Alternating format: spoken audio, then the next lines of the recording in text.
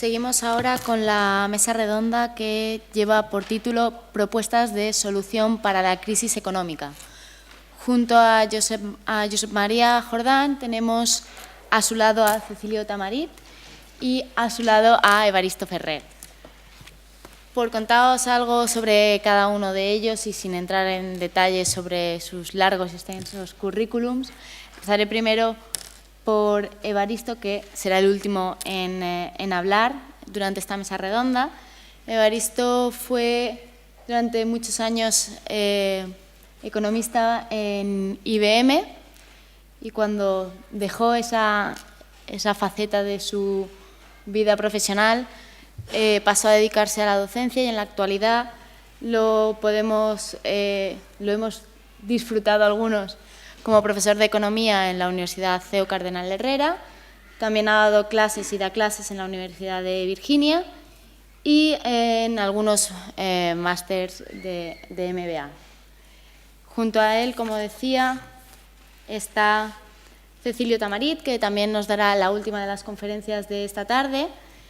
En su caso, estamos ante un catedrático de Economía Aplicada de la Universidad de Valencia, que además es director del Departamento de Economía Aplicada 2, si no me equivoco. Y es catedrático Jean Monnet ad personam, que no sé si sabéis lo que significa que sea catedrático ad personam. La diferencia es que puede ser catedrático Jean Monnet por un proyecto al cual se le asigna la cátedra o simplemente por la valía de la persona y su trayectoria en la investigación en materia europea. Y ese último caso es el suyo. Sin aburríos contando todas sus publicaciones y todos sus méritos, simplemente añadiré que, al igual que Josep María, fue durante unos años director del Centro de Documentación Europea de la Universidad de Valencia y que ha sido presidente de la Asociación Española de Economía y Finanzas Internacionales. Sin más, os dejo con ellos para que nos alumbren sobre las posibles soluciones a esta crisis. Buenas tardes. Muchas gracias por la presentación y por haberme invitado a participar aquí esta tarde con todos ustedes para hablar de la crisis del euro. Yo estaba justamente recordando hace un rato, ¿no?, con mis compañeros en la mesa, que la última vez que tuve el gusto de estar en el Foro Luis Vives fue hace 21 años. En aquel momento estaba de asesor en Moncloa, justamente sobre temas de macroeconomía y coyuntura. La coyuntura era la crisis del 92-93 del sistema monetario europeo y vine a hablar justamente de la crisis de la peseta dentro del SME. Y ahora, pues bueno, aquí estamos otra vez, 21 años después, pues hablando de la crisis del euro y de los problemas, yo creo que también vamos a hablar de la economía española dentro del euro. Creo que, como bien dice el lema de este curso, ¿no?, es hablamos de Europa, o sea, hablamos de ti, pues esto, pues vamos esta tarde, vamos a hablar de Europa, vamos a hablar de España, vamos a hablar de nuestra vida, porque en esto estamos inmersos. De lo que yo había preparado un pequeño orden de temas de los que podíamos hablar en la mesa, cómo estructurarla, y lo había comentado sobre todo con el profesor Jordán, porque somos compañeros en la misma facultad y nos hemos visto antes. En el caso de Evaristo, pues lo hemos comentado más hace un ratito, pero yo creo que me voy a centrar ahora en esta exposición, pues sobre todo sobre el origen de la crisis y las medidas iniciales que se han dado en Europa y, bueno, toda la controversia que originalmente se ha producido, y yo creo que pasaré más por encima sobre lo que se estaba haciendo ahora, porque, bueno, sobre lo que se hizo después en una segunda fase, porque también de esas cosas hablaré seguramente en la ponencia más tarde, y sobre todo pues de las medidas futuras. Cuando hablamos de la crisis actual, pues a mí me gusta decir que la primera idea que hay que transmitir es que es una crisis terriblemente complicada, ¿eh? Es una crisis muy difícil porque verdaderamente tiene muchas aristas, ¿eh? Es poliédrica. Podemos decir, de hecho, hay gente que la ha llamado como la crisis perfecta. Pues ¿por qué? Pues porque es una crisis de oferta, desde el punto de vista de los economistas, es una crisis de oferta, como ya teníamos problemas de oferta, de aumento de precios inicialmente, del coste de materias primas, coste de la energía, en los momentos previos a la crisis en el año 2007. Es una crisis, a su vez, de demanda, porque, sobre todo cuando estalla la crisis, se convierte en una caída del crédito y una caída del crecimiento, aumento del desempleo, por lo tanto, caída en la demanda en algunos países de forma terrible, como el nuestro, ¿no?, de forma espectacular. Es una crisis del sector financiero. Todos sabemos, una crisis financiera, sabemos que el estallido de la crisis se da en el sector financiero y cómo se transmite a lo largo del mundo a través de los canales financieros, y cómo es el propio credit crunch, la ruptura del crédito, que va a hacer que la crisis cobre una virulencia especial, pero también es una crisis del sector real, y sobre todo en algunos sectores, como es el caso del sector inmobiliario, que también afecta a unos países más que a otros, de forma distinta más que a otros. Y cuando antes decía también la crisis financiera, evidentemente afecta de forma distinta según el grado de endeudamiento de los países, lo cual es una crisis, yo digo, que tiene efectos, y esto es importante, como ahora también ya mencionaba el profesor Jordán antes, de que van a generar perturbaciones o shocks de carácter asimétrico, que esa era la palabra, el yuyu, ¿no?, dentro de una unión monetaria. Y esto me hace recordar también que es una crisis global. Se dice que es la primera crisis de la globalización, una crisis de carácter mundial, afecta a las diferentes regiones mundiales de forma distinta, pero afecta por primera vez a todo el mundo. No se produce lo que los economistas llaman un desacoplamiento de las economías, sino que va a ser una crisis global, y al mismo tiempo es también una crisis de carácter regional. En el caso, sobre todo, europeo, y en el caso español, pues es una crisis típica, es una crisis de balanza de pagos, como ahora veremos, una crisis típica de balanza de pagos en una unión monetaria. Es una crisis de manual. Estamos, la verdad que los que nos dedicamos a esto, como el profesor Jordán y yo, pues llevamos 20 años, por no decir seguramente algo más, explicando esta crisis.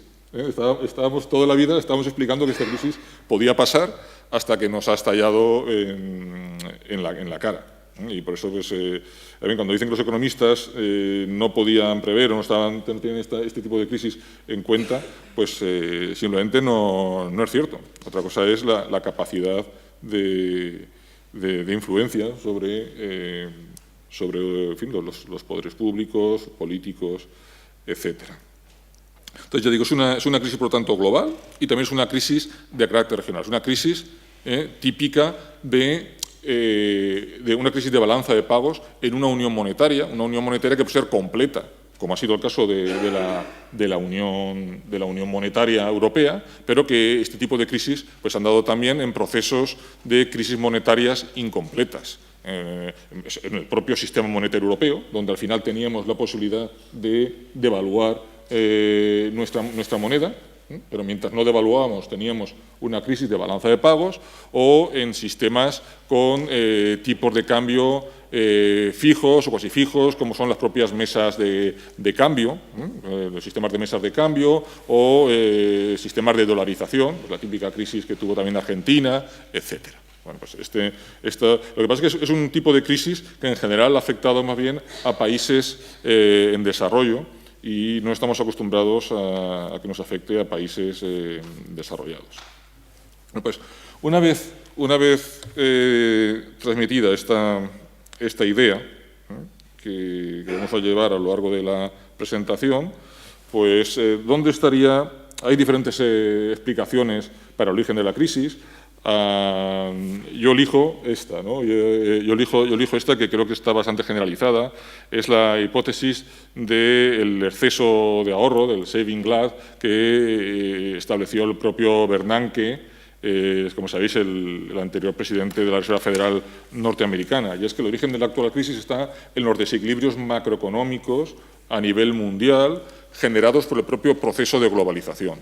el proceso de globalización desde los años 90 y luego de forma ya más se incrementa esto a partir de comienzos del 2000, pues va a ir generando unos desequilibrios comerciales en el terreno real a nivel mundial por el propio proceso de relocalización de la actividad económica que se transmite desde países desarrollados a otros países más en desarrollo que tienen toda una serie de ventajas en costes. Entonces, toda esta relocalización y deslocalización de la actividad económica va a hacer que se amplíen los desequilibrios comerciales, por ejemplo, entre Estados Unidos y países emergentes, China, sobre todo, pero pues Brasil, Rusia, países también,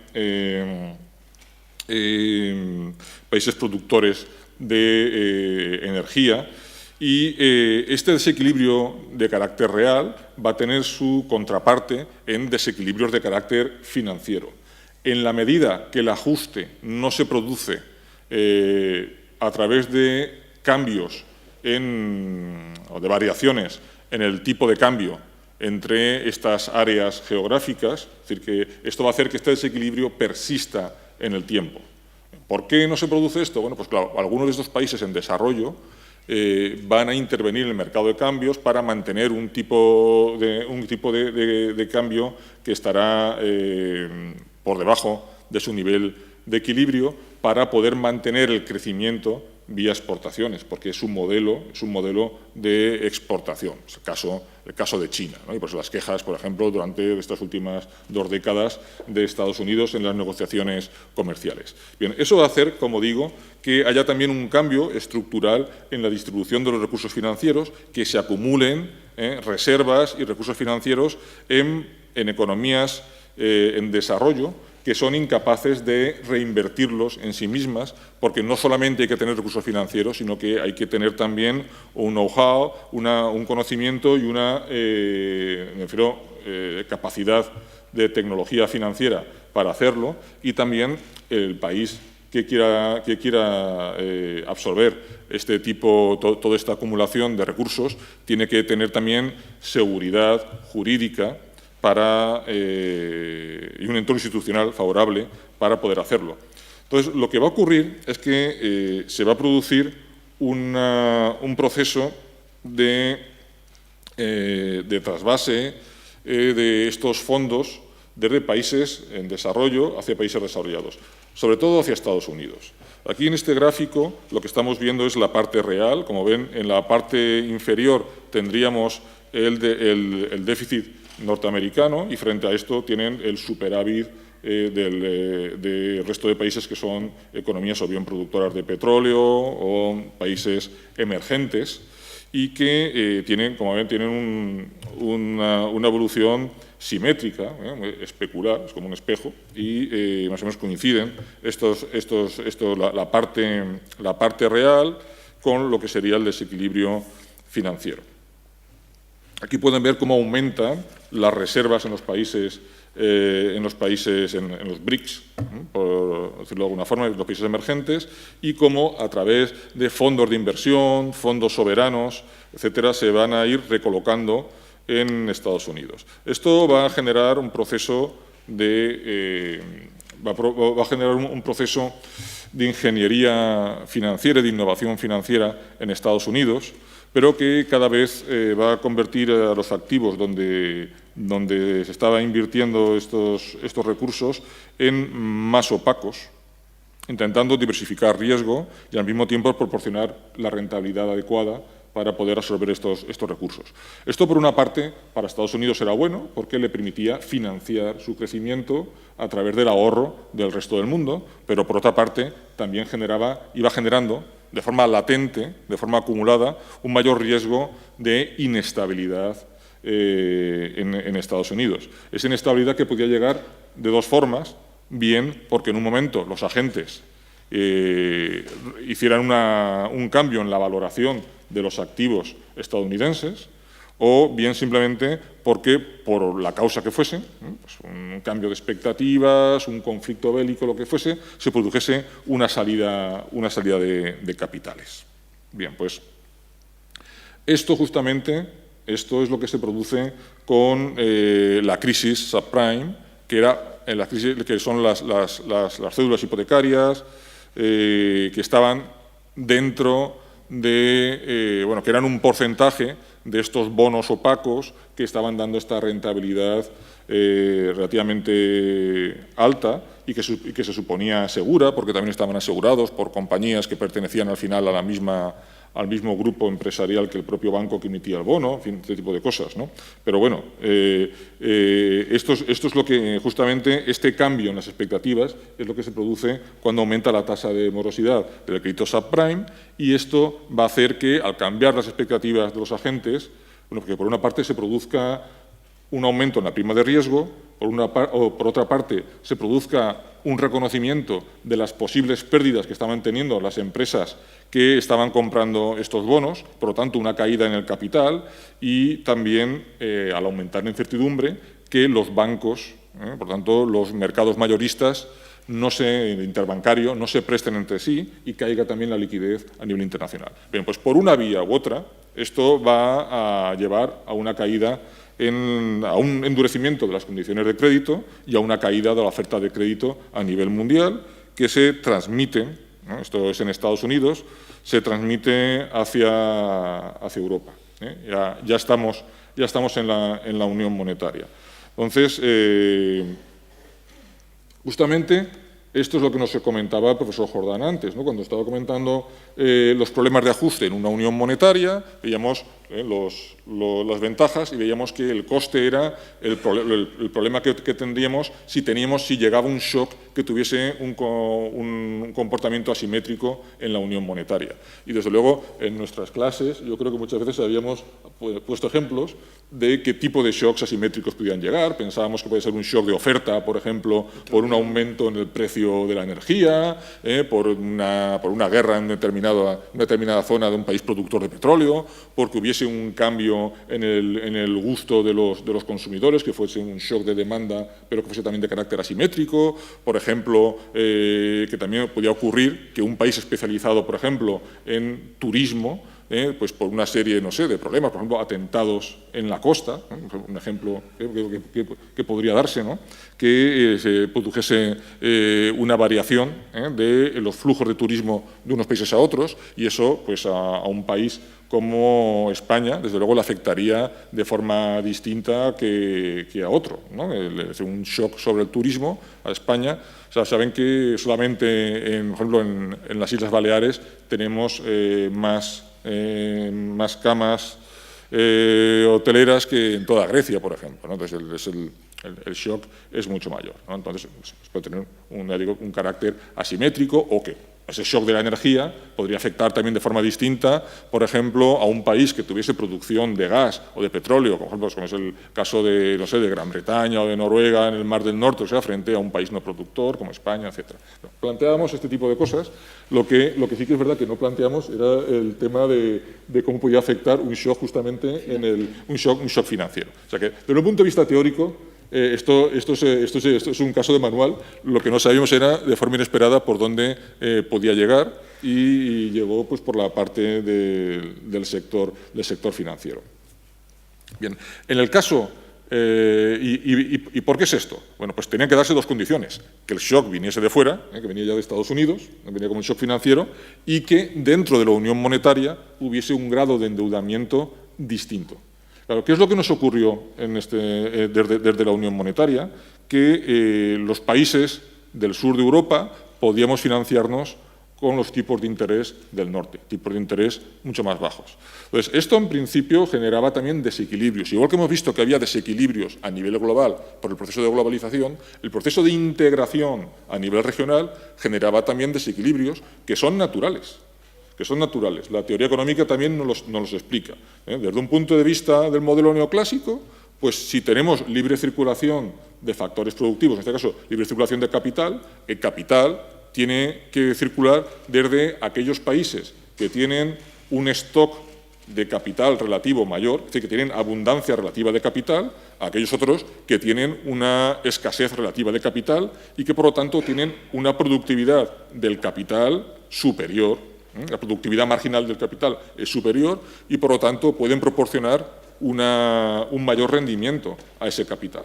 No estoy diciendo que la productividad en el sur sea mayor que en el norte. Es todo lo contrario. La productividad en el norte viene a ser el doble. Cuando digo el norte, me refiero a países centrales, ¿no? La productividad en Alemania viene a ser el doble que en España, ¿de acuerdo? Pero la productividad marginal del capital es superior en España porque tenemos relativamente menor capital. Hay un ejemplo claro. El que le llegue a una familia que esté en este momento en desempleo una bolsa con una serie de vituallas de comida todos los días, es la diferencia entre seguramente estar perdiendo peso o mantenerse en el peso de la familia, mantener la salud.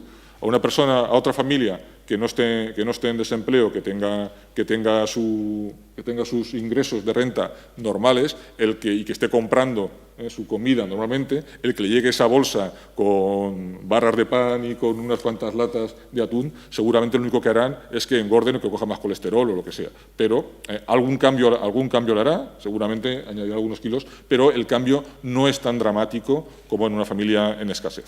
Pues esto es lo mismo, esa es la productividad marginal. Pero para entenderos, porque a veces lo del tema de la productividad no se entiende.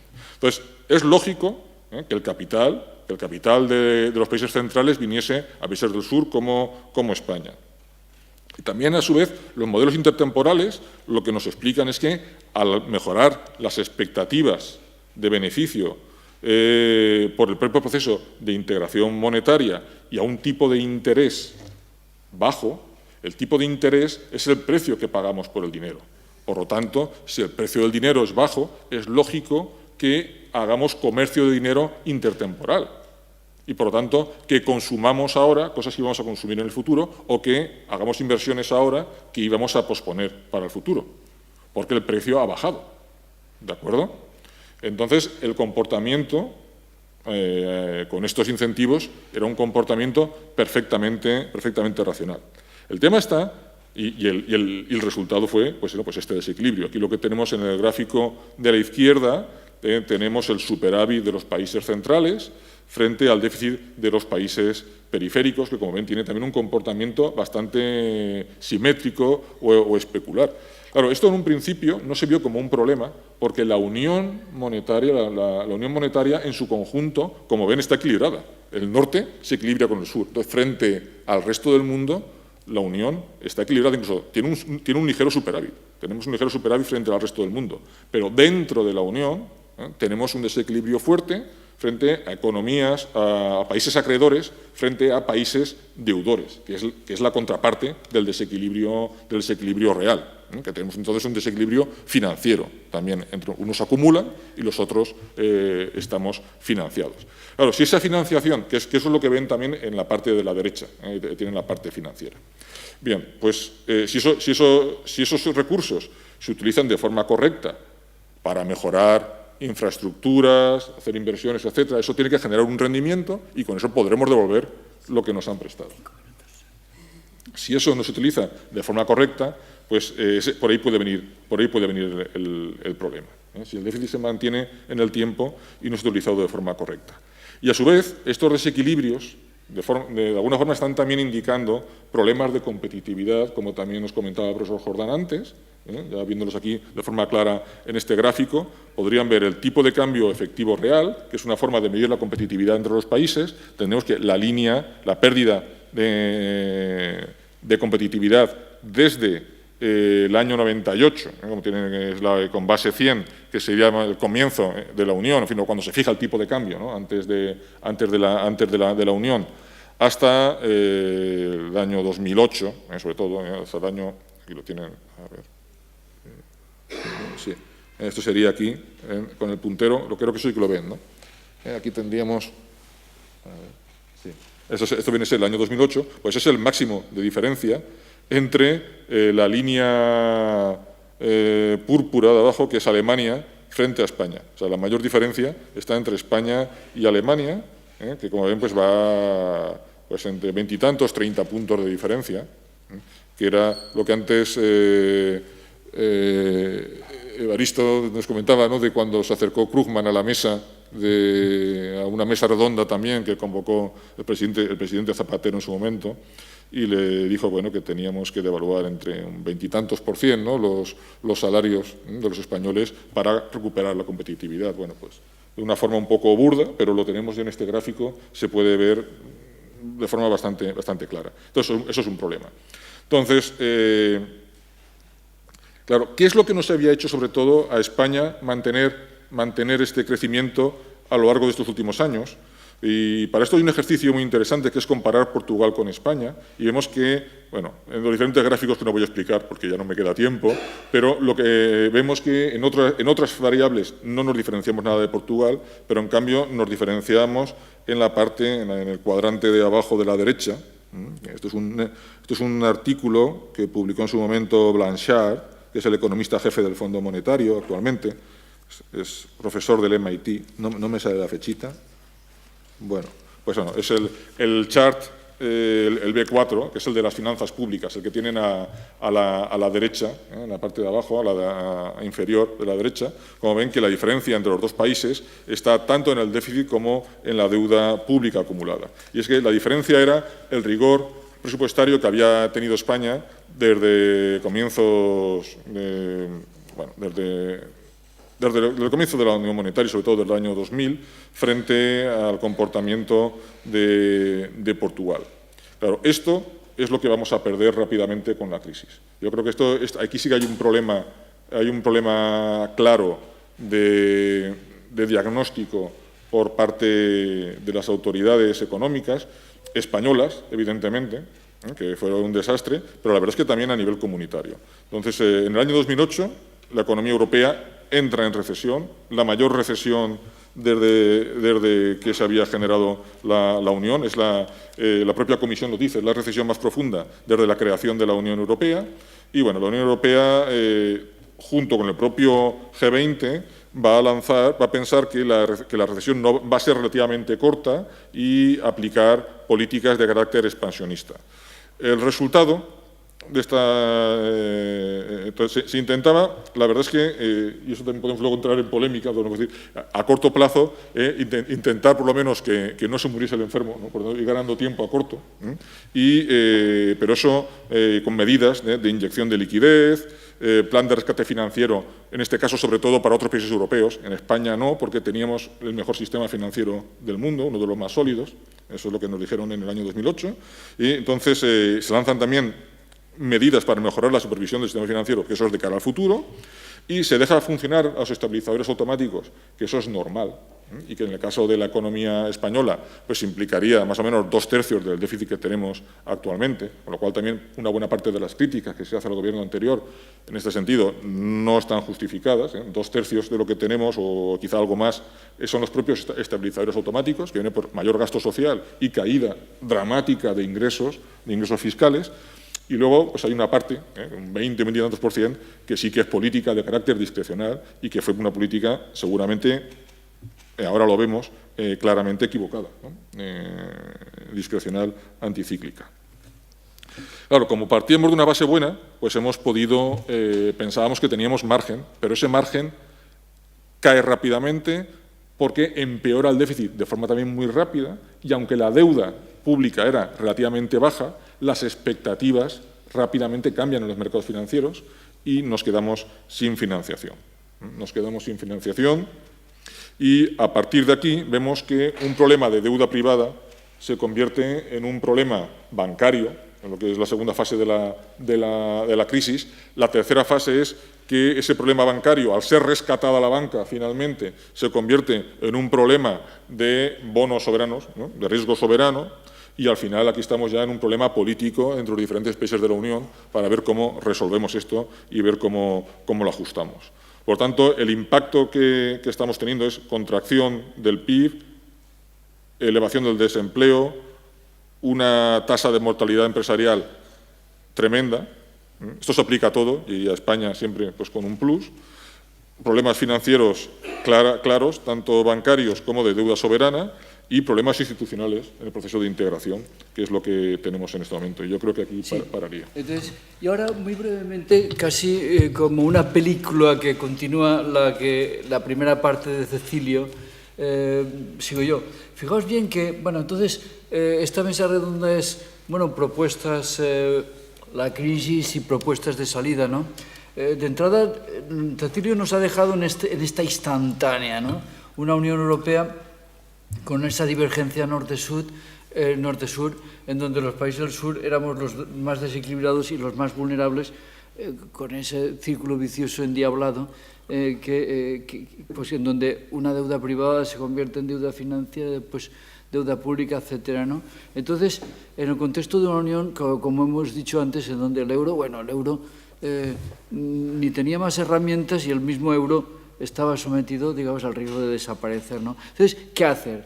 Entonces, lo que comentamos, año 2010, volvemos a esa fecha que antes he mencionado al final de mi intervención, que es un momento crucial, porque Europa ya en ese momento sí que tiene pensado un camino, y además, de alguna manera, tiene unas sugerencias para los distintos países, ¿no?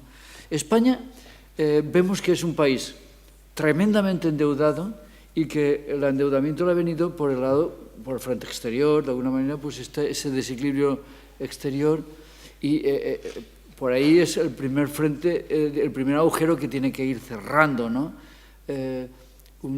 Y esa será la primera vía, la vía que irá paulatinamente cerrando, porque producto de que nuestro crecimiento cae a tasas negativas, nuestro nivel de importación baja, pero además las empresas que ven estrangulado el mercado interior tratan de ver en los mercados exteriores y por esa vía aumentarán las exportaciones. Entonces, muy gradualmente, con políticas de apoyo o sin políticas de apoyo, porque se gustan la vida de los agentes económicos, pues de alguna manera el primer frente de ajuste español ha sido por el frente exterior. Ese déficit de la balanza corriente que llegó a ser de cerca de un 10%, empezará a ir reduciéndose y con el paso del tiempo incluso se equilibrará y ha pasado a ser ligeramente positivo, que ha sido una fuente de buscar demanda exterior y las empresas que se han internacionalizado o tal, bien. Entonces, esta ha sido una vía. Pero internamente, es decir, de esa manera se tapona algo, hay divisas que permiten pagar algo, nuestra deuda externa, pero el grueso de nuestro problema es el reajuste interior con el problema financiero y el problema de las cuentas públicas, ¿no? Entonces, cuando he dicho antes primavera de 2010, en donde Europa ha asumido una estrategia en donde hay países que, como ha dicho Cecilio, no se podrán financiar en los mercados financieros porque su deuda no la compraría ni Cristo, o sería unas tasas, digamos, de interés prohibitivas. En ese sentido viene el rescate. O sea, Europa, la Unión sí que crea un mecanismo financiero para ayudar a esos países. Estamos hablando de Grecia, Portugal, Irlanda, en primer lugar. Y hay un mecanismo ese mecanismo, junto con el FMI, proveerán, pero con la condición, efectivamente, de que lleguen en una política de ajuste. España entra ahí, Cecilio ya lo ha dicho que no, en principio. Pero luego sí que entraremos parcialmente porque ese sistema financiero que, como él ha dicho, aparentemente parecía tan sano, se ve absolutamente apalancado con todos los problemas de la burbuja inmobiliaria y tarde y temprano, lo sabemos por nuestras cajas, etcétera, necesita ser rescatado parcialmente. Y España echará mano del mecanismo financiero que ha creado la Unión Europea, no en ese primavera de 2010, pero hijo de uno del que creó entonces, un mecanismo europeo de estabilidad, y de ahí recibiremos un dinero que es deuda pública, pero que servirá justamente para sanear el sistema financiero. Entonces, de alguna manera, por ahí viene un poco el mantener a flote un sistema financiero que no podrá dar mucho crédito, por no decir casi nada, pero él mismo nos hundirá y por esa vía no empeorarán las cosas, ¿no? Y en el frente, propiamente, el desequilibrio público, que ya ha aumentado por esa respuesta, diríamos, keynesiana inmediata, más esa necesidad de financiar el sector financiero, pues se tendrá que ir reajustando poco a poco. Lo que ha ocurrido es que la Unión Europea ha dado tiempo para que nuestro camino de reequilibrio en las cuentas públicas sea paulatino. Y el Banco Central Europeo ha hecho una política, una cierta exhibición de apoyo digamos, a los países europeos para que la prima de riesgo no se incremente, y eso ha ido haciendo que el proceso de reequilibrio vaya en el tiempo alargándose y bueno, no han empeorado las cosas.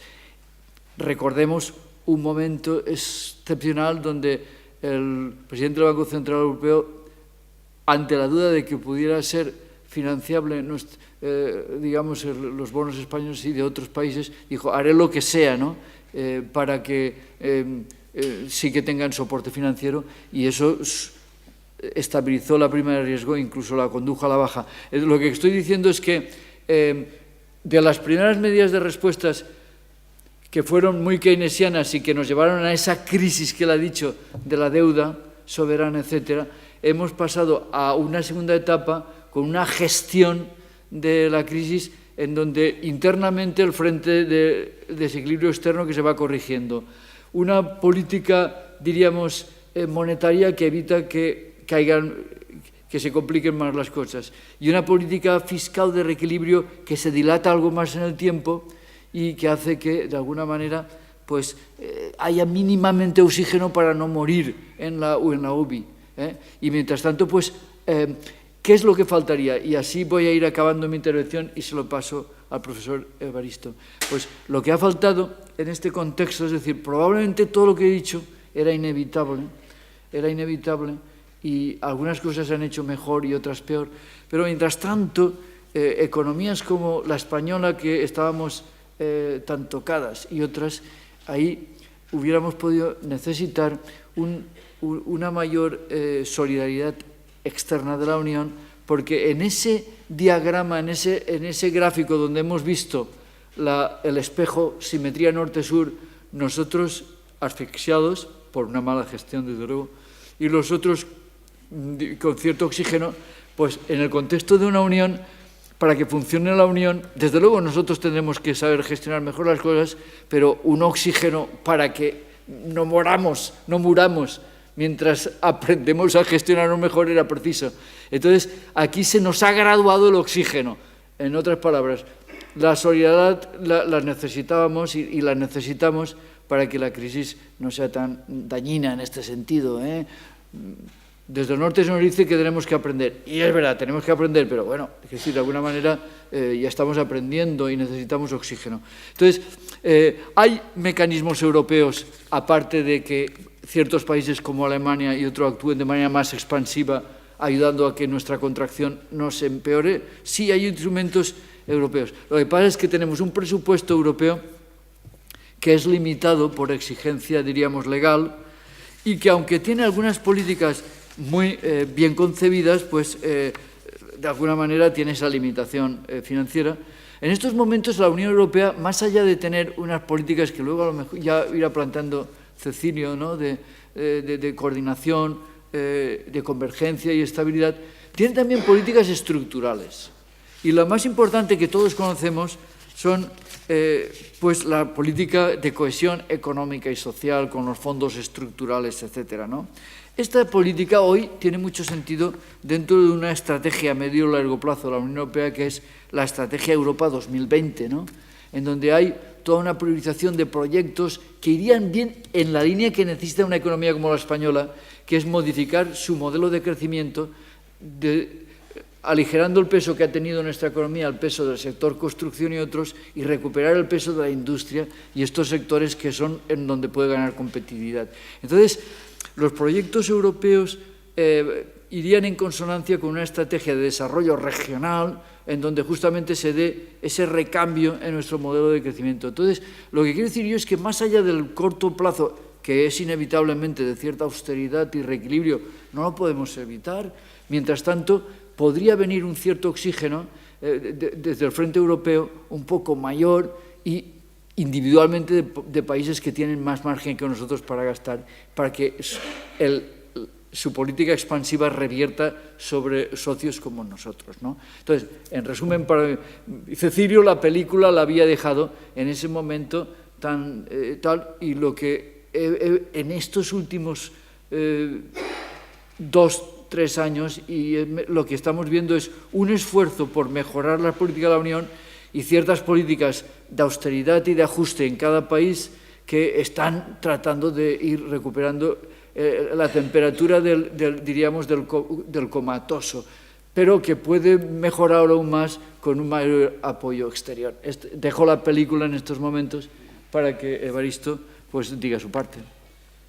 Yo voy a ser muy breve en el recordatorio, digamos, del flashback de la película anterior, de lo que han comentado mis compañeros de mesa. Estoy completamente de acuerdo en que la arquitectura estructural es frágil.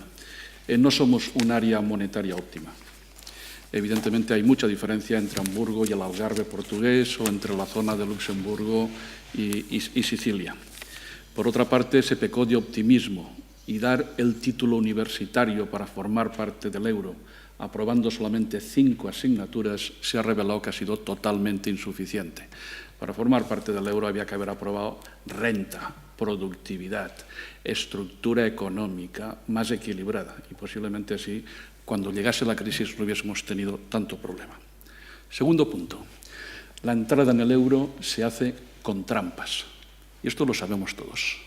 Se admite a 2 países no con un poquito más de deuda pública, se admite a Italia y a Bélgica con el 122 y el 123% de deuda pública sobre el PIB. Al mismo tiempo, en España, hacemos un equilibrio del déficit vendiendo las joyas de la corona e imputándolas como ingresos vía SEPI para pagar los agujeros de UNOSA, los agujeros de los astilleros, vendiendo Iberia, Tabacalera y todas las empresas que estaban teniendo beneficios como Argentaria o incluso también como algunas empresas que se podían colocar en el mercado. Por lo tanto, estamos pagando las consecuencias de algunas cosas que evidentemente no las hicimos bien muchos países y que además funcionaron bien en la época de euforia económica. El profesor Jordán ha comentado el tema del presupuesto europeo. Yo estoy completamente de acuerdo y posiblemente que la solución es más Europa, incluso no es un tema solamente económico, es un tema, digamos, ya de respetabilidad internacional. El tema de Ucrania, pues lo estamos viendo en estos momentos. Si Europa no va hacia una unión política, lo que nos espera es la irrelevancia en un mundo global. Una irrelevancia que posiblemente seremos echados del foro G7 cuando ocupemos 4 sillas y la gente diga que a santo de qué estamos ocupando 4 sillas en el G7 cuando allí lo que tiene que estar es Brasil, lo que tiene que estar es Indonesia y lo que tiene que estar es otra serie de países. A Europa nos falta solidaridad. Europa ha reducido el presupuesto. Claro, hay que atender la presión de los ingleses, hay que atender la presión de los países que aportan más. Como sabéis, en Europa todos sabemos lo de los fondos europeos, del FEDER, del FEOGA, del Fondo Social y todo eso, pero a la gente no se le dice normalmente de dónde sale ese dinero. Ese dinero sale del porcentaje del PIB, sale también básicamente de un porcentaje del IVA.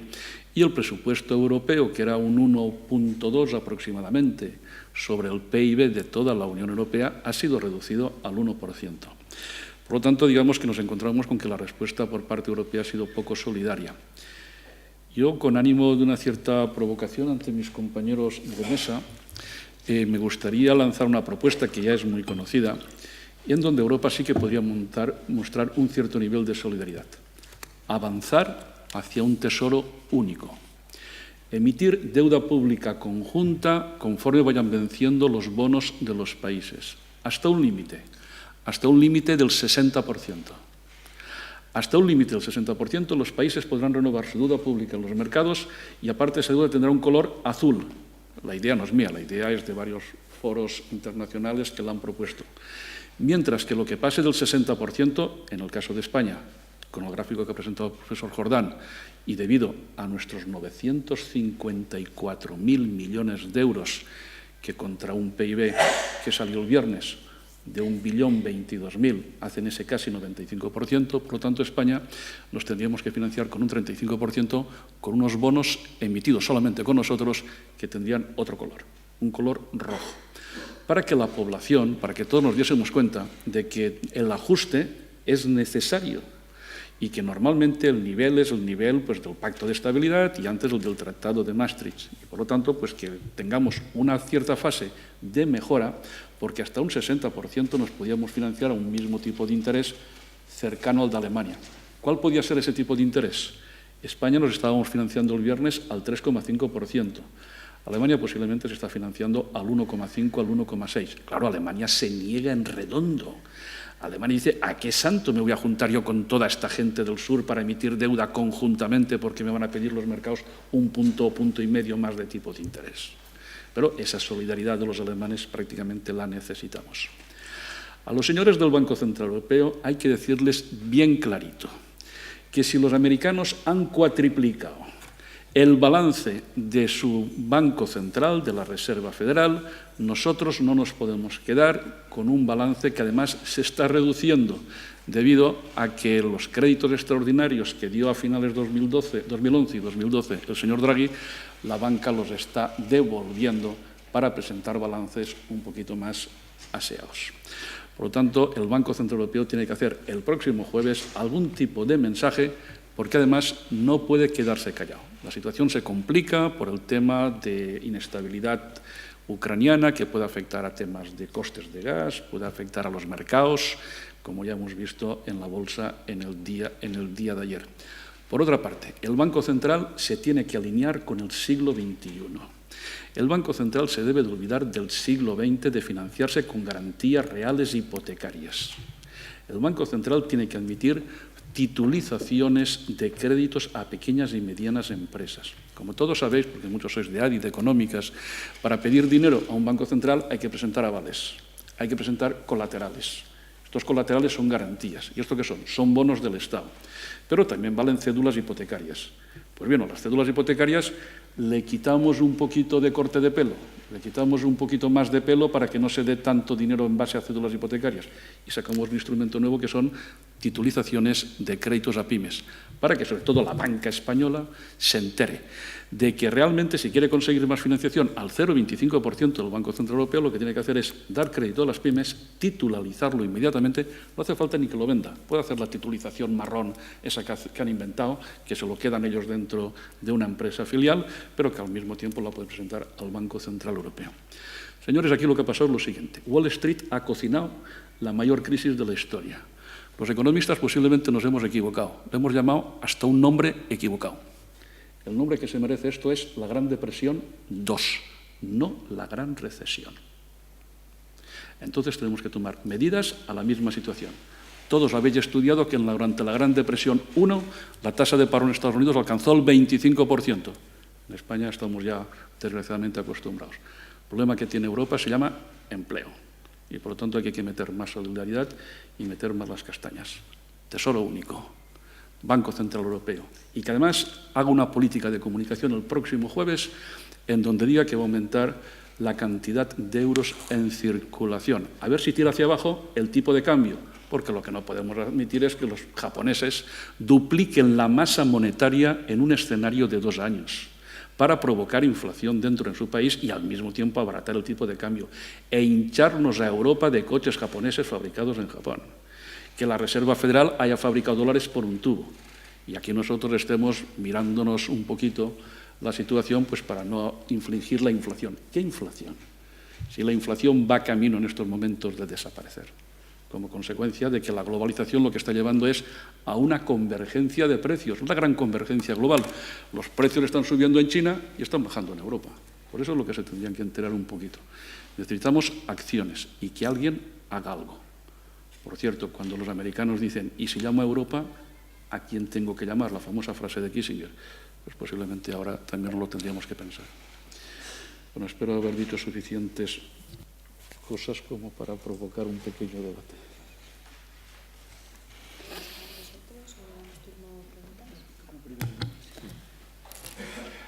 Bueno, después de las interesantes intervenciones de los 3 ponentes que tenemos en la mesa, es vuestro turno de preguntas. Y si nadie tiene nada que preguntar, no os preocupéis, que entre ellos mismos se preguntarán.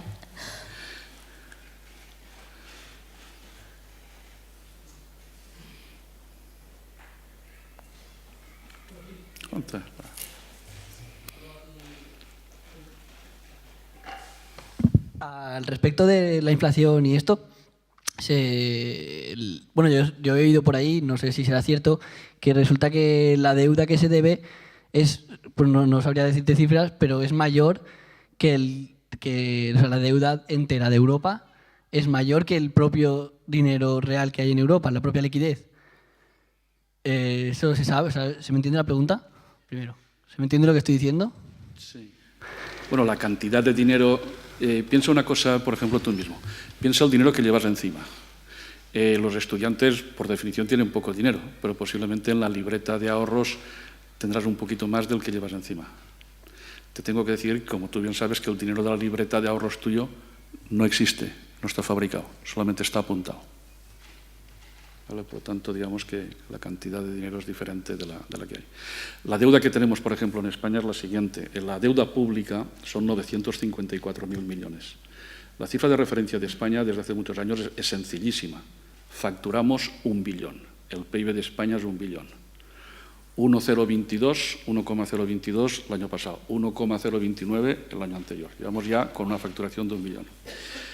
La deuda privada de España, que es lo que debemos empresas y particulares, está sobre 1.430.000. Si tú coges lo que debe el Estado, 954, lo que debemos particulares y empresas, más lo que deben grandes empresas españolas a los mercados internacionales, porque no es a bancos españoles, y lo que debe la banca al extranjero, te vas a encontrar con un récord prácticamente mundial de más del 300%. Son 3 billones. El euro nos ha traído un gigantesco endeudamiento y que evidentemente lo tenemos que devolver. Sí, lo comentaba también por lo que decía de los problemas del siglo XXI, porque si realmente el problema es que hay más deuda que dinero, eso no se puede sostener. O sea, quiero decir, ya me refiero a nivel europeo incluso. Fíjate una cosa, si tú tienes normalmente una persona o una pareja que se compra un piso, tiene más deuda que dinero en el banco. Pero esa pareja puede afrontar el futuro con una cierta tranquilidad si tienen empleo. Pueden hacer frente a una hipoteca de 100.000 euros. Por supuesto, los 100.000 euros no los verán juntos en su vida como nadie, como todo el mundo. Pero si esas personas pues, empiezan a tener empleo, pues empiezan a tener la posibilidad de tranquilizarse y de devolverlo. Vale.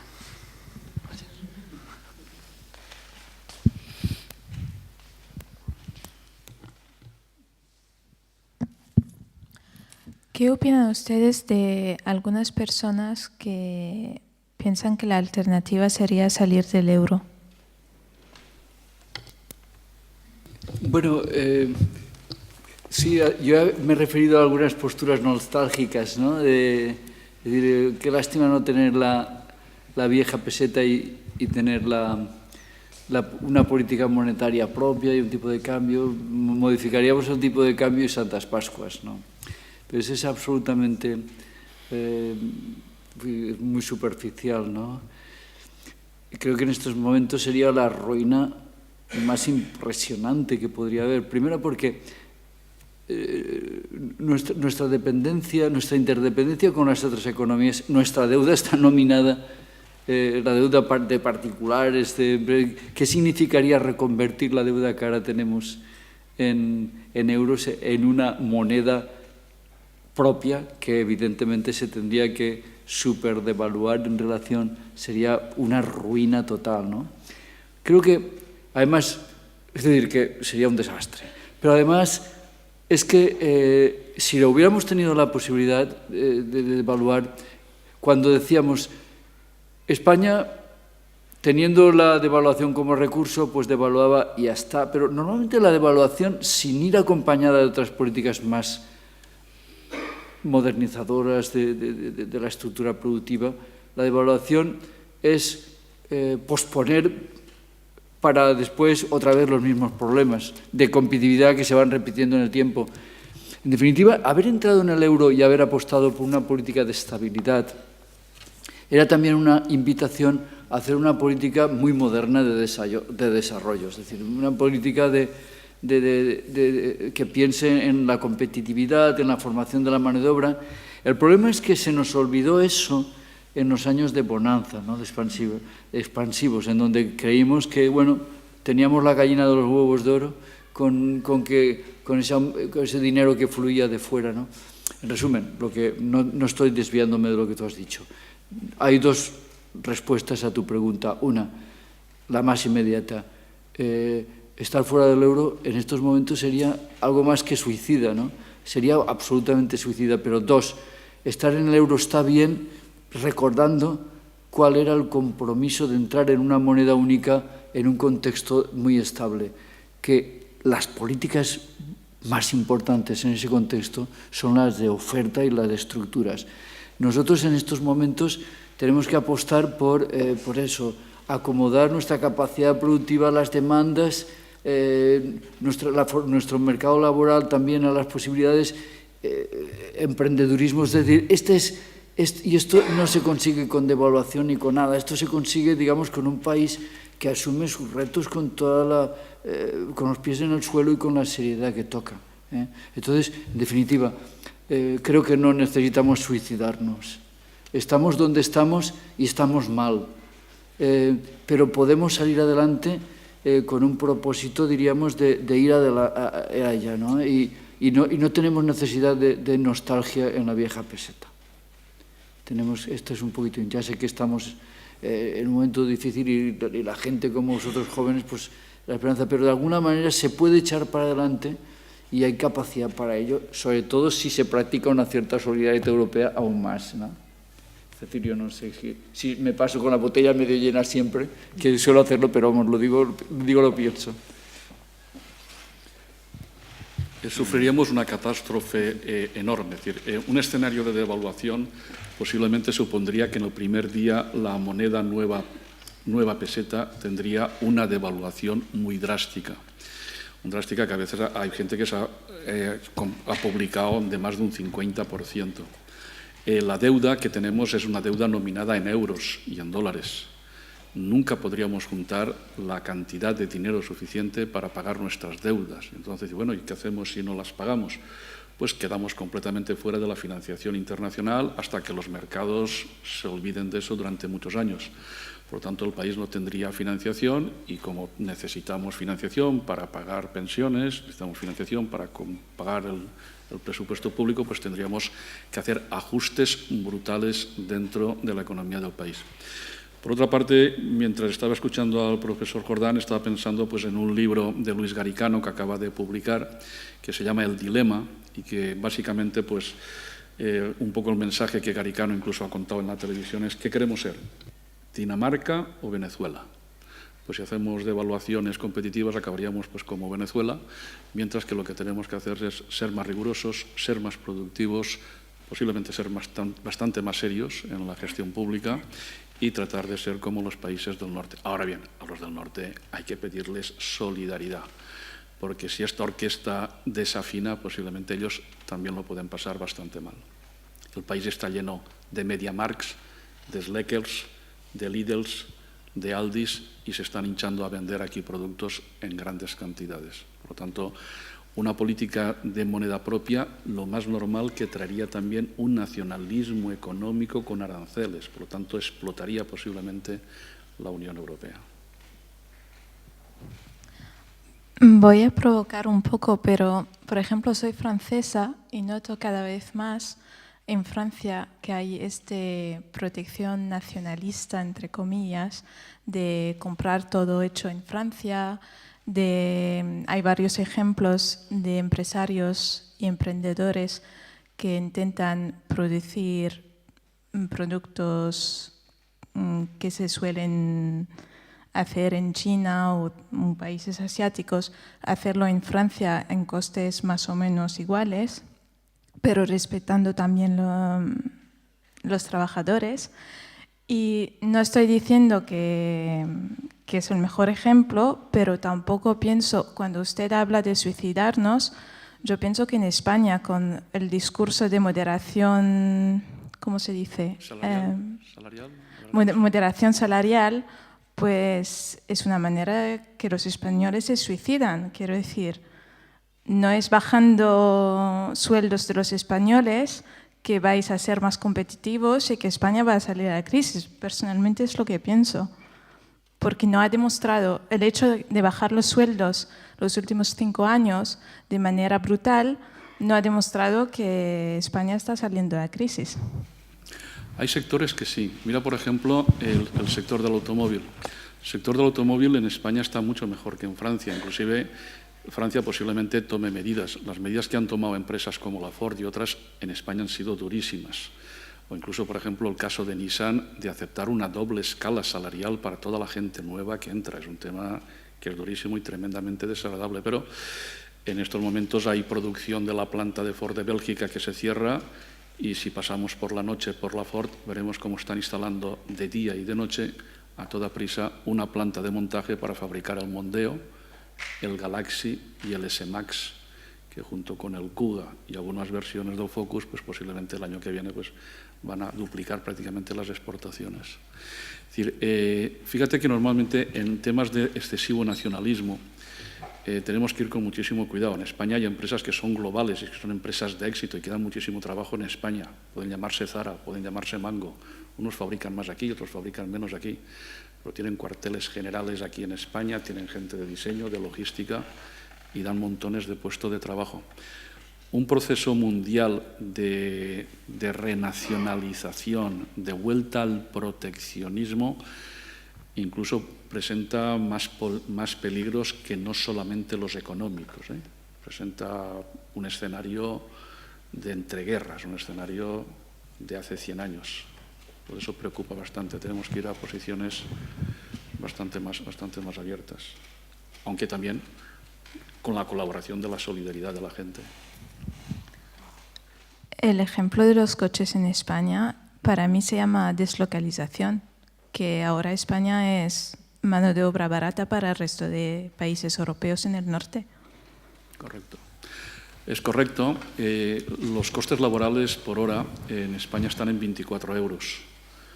Los de Bélgica estaban en 42, 43.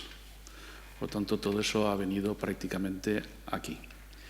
Pero digamos que tal como está la situación económica, la gente que encuentra trabajo en la Ford en estos momentos, no tenemos las mismas cifras que tenemos de IKEA, por ejemplo, con toda la aluvión de gente que se ha presentado, pero normalmente son de las pocas oportunidades que de momento tenemos. Entonces, el asunto no está en que hagamos solamente una moderación salarial. Tenemos que hacer una pequeña moderación salarial y un enorme aumento de la productividad. Tenemos que ser todos mucho más productivos y hacer cosas que tengan más valor añadido. Y de ese sacrificio y de ese reto, posiblemente podríamos tirar hacia adelante.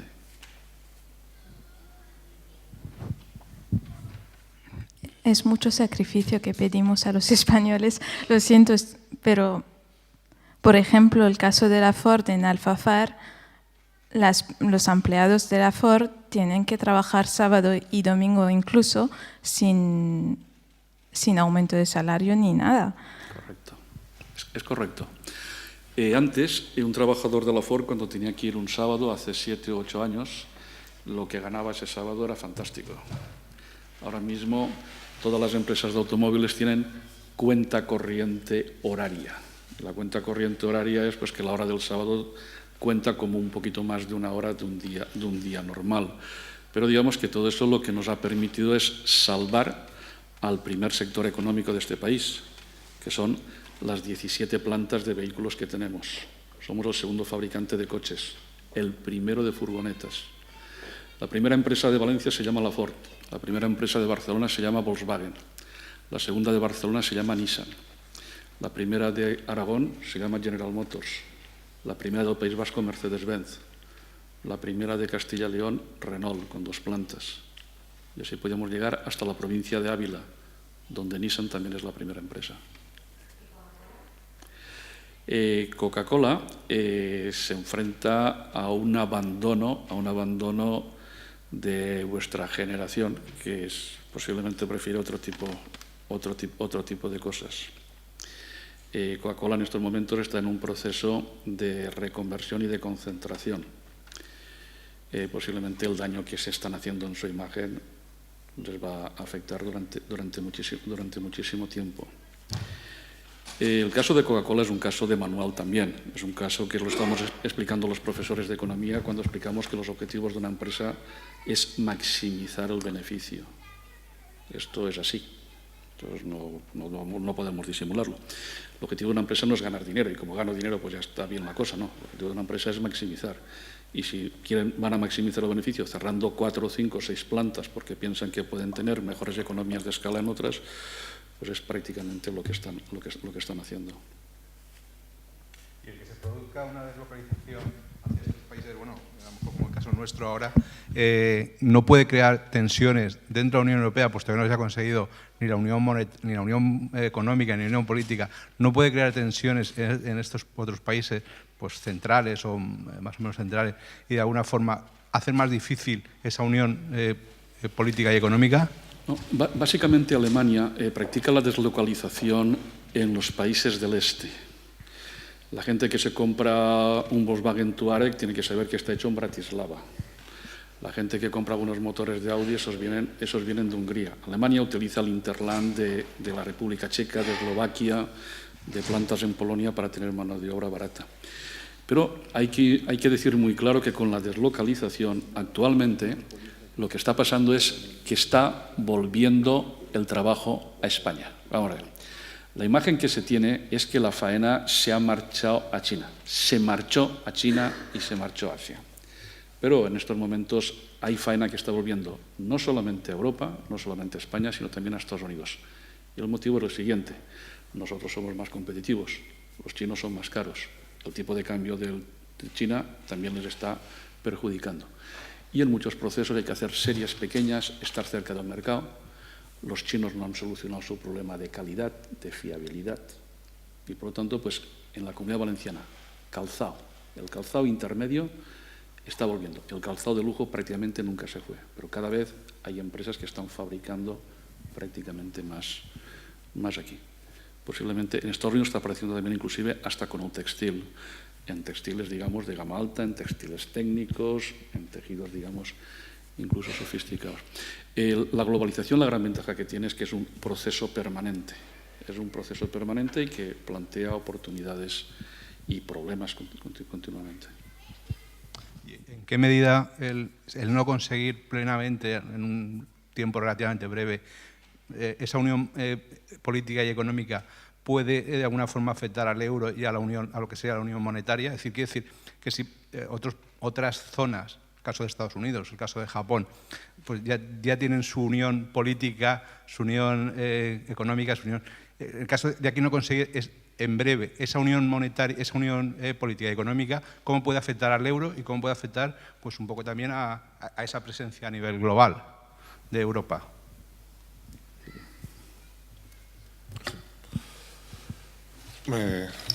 Vamos a ver, ese es quizá el reto que tiene la Unión, ¿no? Porque es que estábamos comentando también, dice, bueno, abandonar o no el euro. Yo creo que todo es posible, o sea, todo es posible, es una cuestión de buscar las condiciones para hacerlo, ¿no? Si tuviéramos una devaluación, pues desde luego habría que repudiar una parte de la deuda y estar unos años pues, fuera de los mercados. Lo que estábamos comentando antes es lo que han hecho otros países, el caso de Argentina, por ejemplo, recuperas el crecimiento. El único problema es que al final, si no se hacen reformas estructurales, los problemas vuelven otra vez a surgir al cabo del tiempo y lo estamos viendo en este momento con el aumento de la inflación, incluso escondida en Argentina, etcétera, pérdida de competitividad y todos los problemas que está teniendo al cabo de cerca de 2 décadas después, ¿no? Entonces, eso no soluciona los problemas. Bien. Lo que quiero decir es que al final esto es una cuestión política, es como todo. El euro no deja de ser un proyecto económico, pero el fin último es un fin político, la moneda es un símbolo de soberanía nacional, etcétera, y por lo tanto en el proyecto de la propia Unión Europea, que es un proyecto político, un elemento muy importante que engarza para llegar hacia esa unión política era tener una unión monetaria y era tener no solamente una unión monetaria que podía haber sido un tipo de cambio fijo entre diferentes monedas, y eso podría haber sido también una unión monetaria, un tipo de cambio fijo irrevocable manteniendo varias monedas, eso sería sino que había que tener también una moneda común, porque era el símbolo de la Unión. Entonces, una vez dicho esto, claro, el euro, si queremos que persista, nos obliga a esa unión política. Si no, el euro en el tiempo no se podrá mantener. Y eso es lo que en este momento, y yo lo que voy a hablar seguramente más tarde, es la refundación del euro, que en eso estamos, ¿no? Que podemos llamarle el euro 2.0, que es en lo que estamos trabajando, o está trabajando en este momento la Unión Europea por diferentes frentes, y lo que el último elemento de ese euro 2.0 que surge de un consejo del año 2012, y en ese plan de trabajo es en el que se está intentando ahora avanzar hacia una unión bancaria, con todos los problemas que esta tenga, que es lo que también comentaré seguramente más adelante, y una posible unión fiscal. Al final lo que quedaría sería una unión política y, por lo tanto, la posibilidad de tener una política exterior común, una política exterior y de defensa común, que sería quizá la última fase. Hoy por hoy es imposible. El proceso, pues seguramente va a ser lento, tal como está en este momento planificado de nuevo, y seguramente no se cumplirá, pues no será antes de unos 15 años, una cosa así. Lo que está en este momento es la hoja de ruta. Si todas las cosas funcionan bien, pues seguramente podremos verlo en nuestra generación. Y si no, pues pasará a la generación siguiente. Pero eso es lo que hay.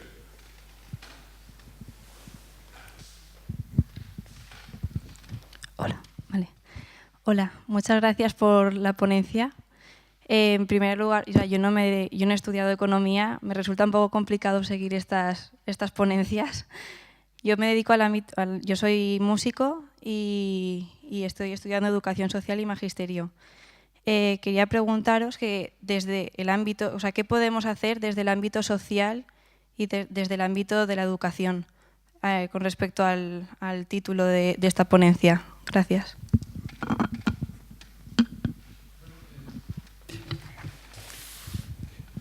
Fenomenal, porque desde luego el proyecto económico, después de todo, como ha dicho Cecilio, era un medio para, es decir, una Europa con rostro humano. Ya que está aquí una estudiante francesa, recordaremos a un viejo profesor francés que hablaba de la Europa de los hombres. Es decir, la Europa, el proyecto europeo es la Europa, por lo tanto, de los artistas y de los pedagogos y de la escuela. Entonces, de alguna manera, si la Europa no nos sirve para eso, ha fracasado el proyecto europeo. Es decir, la sesión de hoy que está en economía está hermanada con la sesión de ayer que plantearon los profesores de derecho político o de filosofía, ¿no? Entonces, en realidad, el proyecto económico es un proyecto que debe de servir para hacer una Europa más eficiente en lo económico, pero también efectivamente que tenga un impacto en la vida de los ciudadanos, ¿no? El modelo social europeo, una economía social de mercado, es un poquito el modelo europeo, ¿no? o la enseña de lograr una economía donde se equilibre, pues, el juego de un mercado que exige efectivamente ser eficiente, competitivo, pero con unos resultados distributivos y cohesionadores para no hacer de esto pues, una selva salvaje, ¿no? De alguna manera. Es la aspiración europea de todos los tiempos y que aparece en los tratados. Aparecía en su momento en el borrador de Constitución, pero ahí aparece en el Tratado de Lisboa como una de las metas de lo que quiere ser Europa. Entonces, de alguna manera, lo que estamos contando hoy es, se creó la moneda, y así ha empezado mi charla, como un instrumento que completara el mercado único, en el bien entendido de que el mercado único, con una moneda única, podía arrojar muchos beneficios para los europeos. No solo para los hombres de negocios, al final para todas nuestras vidas, es decir, una Europa dinámica que crease oportunidades y capacidad de integración de las personas, ¿no? El mercado eso no lo hace solo, lo tiene que completar las políticas, pues eso, y el sistema educativo se tiene que ir adaptando. Vivimos en un mundo global, esto ha salido, Evaristo lo ha dicho Cecilio, Y de alguna manera está claro que Europa no está abrigada de una competencia global y tiene que adaptarse a esto. Y además de adaptarse de manera abierta, ¿no?, y cooperativa en el resto del mundo. Pero tenemos, y en este sentido, claro, las generaciones de hoy tienen que adaptarse por ese contexto. Pero la pregunta, por tanto, es: ¿el mercado único y la moneda única son instrumentos que nos sirven para ese mundo mejor? En principio sí, pero lo que ocurre, y es lo que hemos contado esta tarde aquí, es que ingenuamente se pensó que con pocas asignaturas, como decía Evaristo, se podía sacar un título. Y así no somos ni aprendices de carpintero, es decir, necesitamos equiparnos mejor.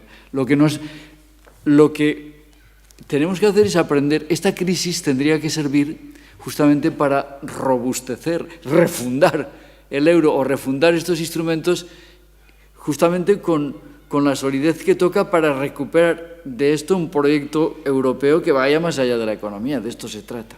De eso se trata. Entonces, no sé si estoy contestando a tu pregunta, pero tu pregunta me ha servido para justamente repensar lo que estamos diciendo. Hemos creado un mercado único y una moneda única porque creíamos que de esa manera Europa hacía una sociedad mejor. Alguien dirá, bueno, una Europa pero con competencia. Bueno, es que vivimos así. Se puede hacer, es una economía abierta, competitiva, no tenemos más remedio. Lo que pasa es que tenemos que poner con las muletas necesarias para corregir, para complementar el mercado, pero al final esta es la cuestión. Entonces, con un mercado único y una unión monetaria, creíamos que estábamos haciendo una Europa más preparada para competir en un mundo global y para, diríamos, conseguir lo que queríamos, que era una Europa estable, pacífica y de bienestar. Entonces, hemos errado en muchas cosas y la crisis nos ha enseñado nuestras debilidades. Seríamos burros si no aprendiéramos.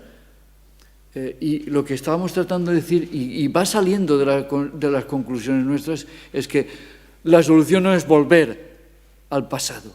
La solución no es volver tal. La solución es justamente apuntalar el modelo y refundarlo para que dé sus frutos de manera mejor, ¿no? Vivimos en una sociedad más compleja que lo era, evolución más competidores a escala mundial, pero también con más oportunidades, y tenemos que gestionar esto en el mejor sentido posible, de la manera más cooperativa posible entre todos los...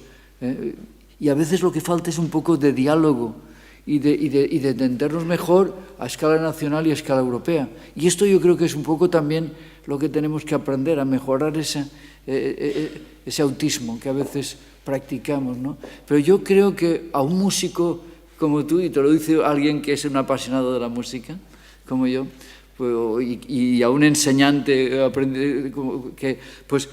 se le puede decir: estamos hablando de construir una sociedad con esa herramienta que es la economía, que no es ni la única ni la más importante, pero precisa en nuestras vidas. Esto es lo que estamos haciendo aquí.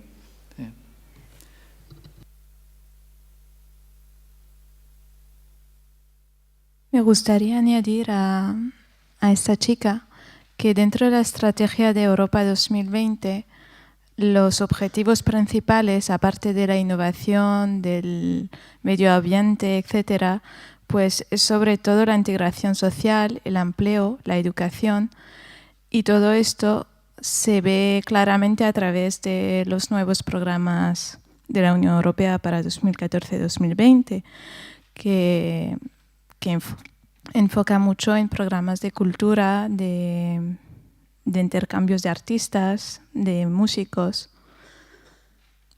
Por ejemplo, el mayor programa de 2014-2020, que se llama Horizonte 2020, en el ámbito de investigación e innovación, uno de los pilares principales se llama retos sociales, y se demuestra claramente que lo que se pretende no es solo una unión económica.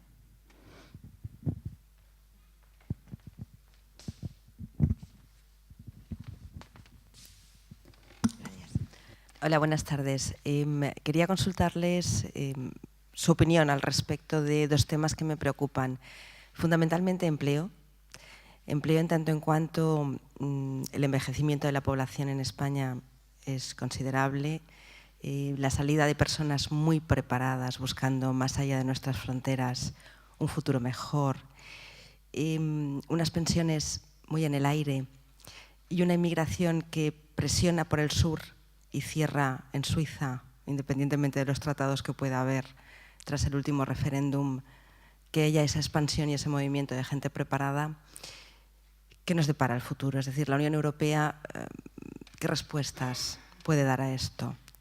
Eso por un lado. Por otra parte, don Evaristo comentaba el tema de la solidaridad sobre aquellos países menos favorecidos en estos momentos, podríamos decir, y hasta qué punto los países fuertes van a ver con alegría el estar continuamente ayudando a aquellos que se han endeudado más de lo que probablemente hubiera sido correcto. Gracias.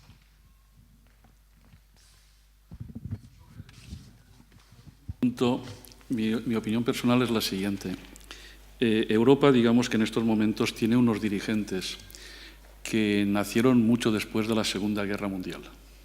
Incluso pues una señora como Angela Merkel, pues creo que nació en 1953-1954. Por lo tanto, los objetivos políticos de la Unión Europea, que además son un poquito antes de la política, el proyecto europeo es un proyecto de paz en Europa. Esto lo saben muy bien los estudiantes franceses, los estudiantes alemanes, no tanto los estudiantes españoles.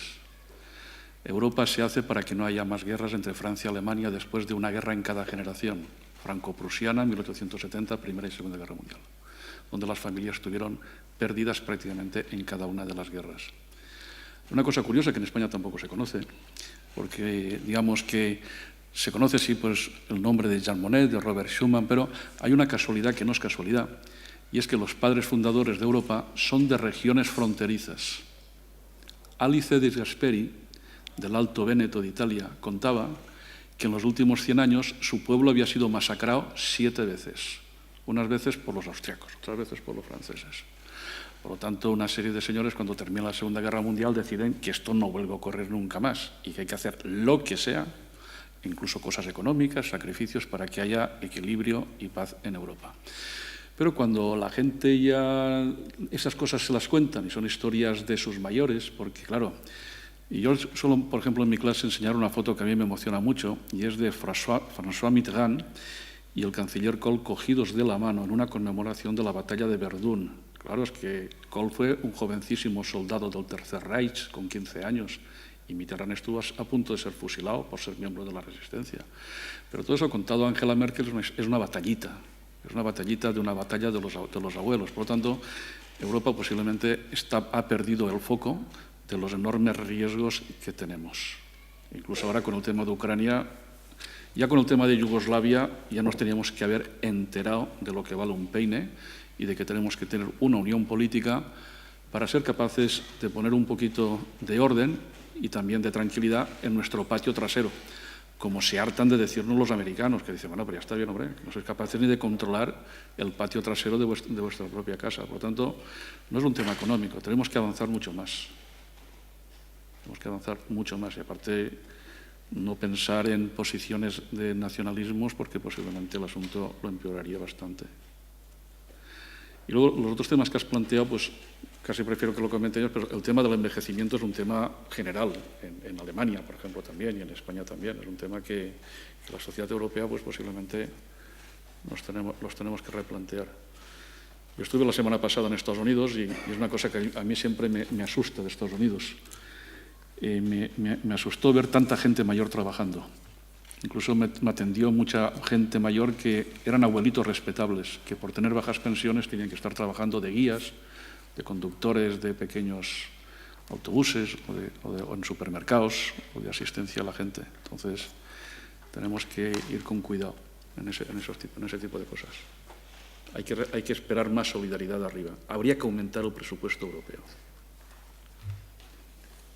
Y quizá en el tema del empleo, ¿no?, que también había salido a colación, ¿no?, cuando las preguntas, pues es seguramente volver un poco a lo que ha estado también comentando antes el profesor Ferrer, ¿no?, que aquí hay un tema, si queremos que mejorar las expectativas de empleo, pues el tema crucial es el crecimiento. Es que hemos sido... la crisis es una crisis verdaderamente, como he dicho, es bastante complicada, endemoniada y con diferentes fases. Pero claro, es que hemos ido de una política keynesiana a plantearnos... partimos de una serie de reformas estructurales que se tenían que haber hecho, seguramente previas al comienzo de la Unión Monetaria. Entonces hay una parte de política de oferta que está por ahí pendiente y que está pendiente desde siempre por hacerse, pero de ahí pasamos a una política de demanda.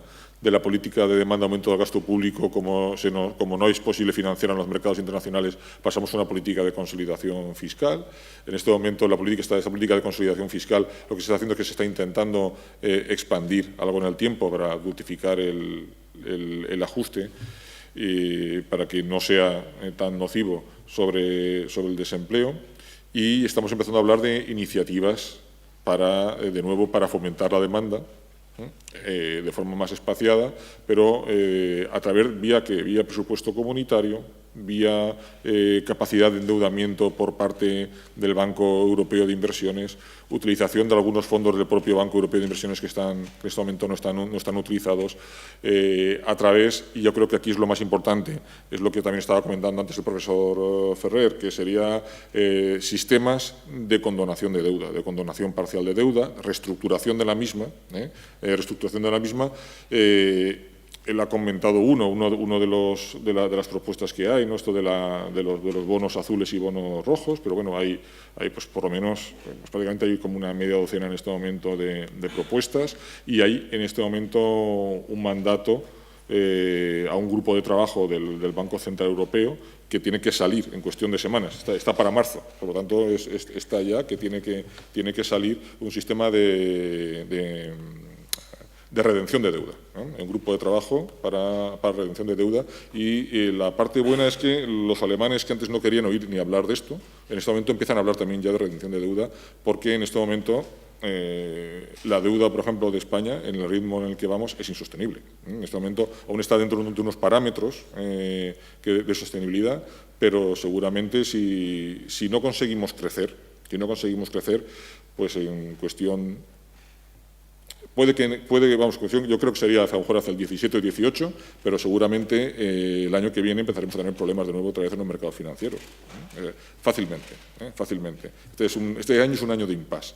Entonces, hay que intentar buscar unas sendas de crecimiento más elevadas a medio plazo, que permitan también elevar el empleo, simplemente para poder hacer sostenible el peso de la deuda que tenemos en este momento y que tenemos que devolver. Claro, si tuviésemos una reducción de ese peso en un 20% o en un 30%, pues el camino sería más fácil, ¿eh? No es lo mismo llevar una mochila de 60 kilos en la espalda a la hora de ir subiendo una montaña que llevar 30 kilos menos. Y entonces, en eso está la solidaridad también de otros que nos ayuden a lo mejor a llevar ese peso, porque tampoco, como comentó, por ejemplo, en varios artículos, pero por ejemplo cuando le concedió la Universidad de Valencia el honoris causa al profesor Paul de Grauve, él lo que decía es que un fallo en estas cosas es buscar la explicación que hay detrás de la crisis y, sobre todo, hacer que tenga connotaciones morales. Tú eres el culpable porque tú te endeudaste, porque en todo caso puede que esa culpa, si es que hay que buscar culpa, en vez de buscar soluciones. A lo mejor el momento de la culpa puede llegar en un momento del debate, de las discusiones, pero a partir de un cierto momento hay que pasar de culpables a buscar soluciones, ¿no? Y seguramente que esas soluciones sean de forma compartida. Y en cualquier caso, si hubiese que buscar un sesgo de carácter moral a la hora de establecerse una deuda, normalmente la responsabilidad, ya no digo la culpa, porque la culpa indica una connotación moral, pero la responsabilidad suele ser compartida. Cuando tenemos, en cualquier actividad que nosotros tengamos, que estemos prestando a alguien, tenemos un impago, pues seguramente nosotros estamos asumiendo también ese riesgo. También nos dirán, oiga, parte se le podrá devolver y otra parte a lo mejor se podrá negociar, porque seguramente tenía usted que haber pedido mayores garantías o tenía que haber cortado el nivel el nivel de riesgo o el volumen de la parte acreedora tenía que haberse controlado también. Entonces, es decir, que eso es algo de lo que se puede hablar. No estoy hablando de cosas tan esotéricas o tan difíciles de comprender, solo que hay una parte de los países acreedores que, por supuesto, se van a resistir todo lo que puedan a que no se les pague parte de la deuda. Y yo creo que también para poder llegar a ese acuerdo, que es un acuerdo político por el futuro de Europa, y eso está también dentro de la unión bancaria posible, futura, y dentro de esa unión fiscal, pues están estos sistemas de redención de deuda que sin ellos será muy complicado que podamos salir en el medio plazo. La mejor posibilidad que tenemos en este momento sería que empezásemos a crecer verdaderamente, que se afiance el cambio de ciclo que parece que se está dando en la economía en general y en nuestro país en particular, de forma más tenue, pero que también se está dando, para intentar situarnos en un entorno como el de Italia o el de Bélgica en los años anteriores. Claro, si nosotros viajamos a Italia, por ejemplo, no digo al sur, al norte de Italia, veremos cómo están las infraestructuras. Están abandonadas desde hace 20 o 30 años. Visiten ustedes infraestructuras públicas, servicios públicos, universidades, verán cómo estamos por el programa Erasmus, como quieran, verán cómo están todas las paredes rayadas, desconchadas, los baños rotos, etcétera, porque no hay dinero para cambiarlo.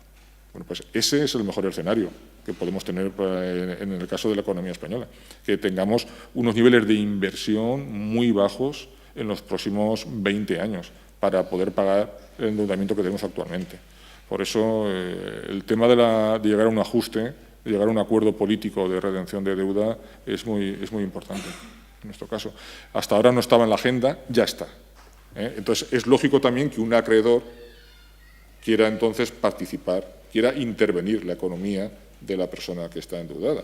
Entonces, eso es lo que de alguna forma se ha hecho a través de los programas de rescate y también a partir de las condiciones que establece el Banco Central para poder conceder una financiación más barata a los países endeudados. Entonces, en la medida que eso se está haciendo, en la medida que parece que las políticas de ajuste, tanto estructural como de una mayor flexibilidad de mercados, que ya digo que esas tenían que haberse hecho 20 años atrás, ¿no? Pues se están empezando a hacer, pues es posible que también sobre la mesa se ponga como contrapartida estos programas de redención de deuda, que son necesarios. No sé si me he explicado del todo, pero... Bien, simplemente un gráfico. Estas son las estimaciones de BBVA para la recuperación del empleo antes de la crisis. Nos comentaba el profesor Ferrer, esta es la Gran Depresión norteamericana. Para recuperar los niveles anteriores a la Gran Depresión, tuvieron que pasar desde 1929 a 1940. Es la línea roja. La línea roja es la Gran Depresión norteamericana. La línea... vamos a ver. El azul oscuro es... ¿eso por aquí? Bueno, el azul oscuro es la Unión Europea, la Unión Monetaria en su conjunto, que según las estimaciones se espera que para el 2017 recupere los niveles de empleo de comienzo de la crisis. Estados Unidos, en la crisis actual, con las políticas que también estaba comentando antes el profesor Ferrer, ¿no?, más expansivas, que yo particularmente en algunas cosas no las veo tampoco muy claras, pero es verdad que el resultado es que para este año están recuperando los niveles previos a la crisis. Ellos sí que están saliendo o han logrado salir de la crisis de momento. Y el escenario para España, según BBVA, es que teniendo una productividad del trabajo, la productividad del trabajo media, que va desde el año 92 al 2007, por lo tanto, proyectándola hacia el futuro, o sea que es un supuesto razonable, ¿no? Que la media del año 92 al 2007, que era una productividad del trabajo baja, ¿no?, se prolongue hacia el futuro a partir de ahora y que el PIB crezca al 2,5%, vamos a ver si este año crecemos al 1%, pero que crezca al 2,5% de media, recuperaríamos el nivel anterior a la crisis en el año 2025. Eso es lo que hay. Eso es lo que hay haciendo, por supuesto, estos son proyecciones, ¿no? Con unos supuestos. Cambias el supuesto, te da un resultado distinto. Pero bajo unos supuestos razonables, digo, crecimiento del 2,5%, recuperamos el nivel de empleo en el 2025. Estaba dudando si sacar el gráfico cuando me preguntaba lo del empleo, pero bueno, lo he querido hacer al final, porque no quiero ser excesivamente pesimista. Pero claro, es muy importante la mejora de la productividad, que se ha comentado por parte de los otros dos ponentes. Es importante recuperar algo la demanda. Es importante, y por lo tanto, que tengamos también más demanda desde otros países socios de la Unión. Es importante que estos países socios tengan algo más de inflación y que la inflación media sea también algo mayor, porque también entonces el coste real de la devolución de la deuda bajaría. Y es importante también que el euro se deprecie algo, aunque aquí no hay tanto camino, pero bueno, no estaría de más, ¿verdad?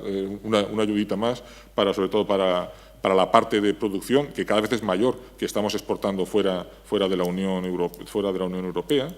Y, desde luego, yo creo que va a ser radicalmente importante llegar a un acuerdo de redención de deuda en los próximos... No sé cuál es esto, pero en cuestión de un año o una cosa así. Es importante tenerlo claro de aquí a un año, qué es lo que pueden hacer. Y es un acuerdo netamente político por el futuro de Europa.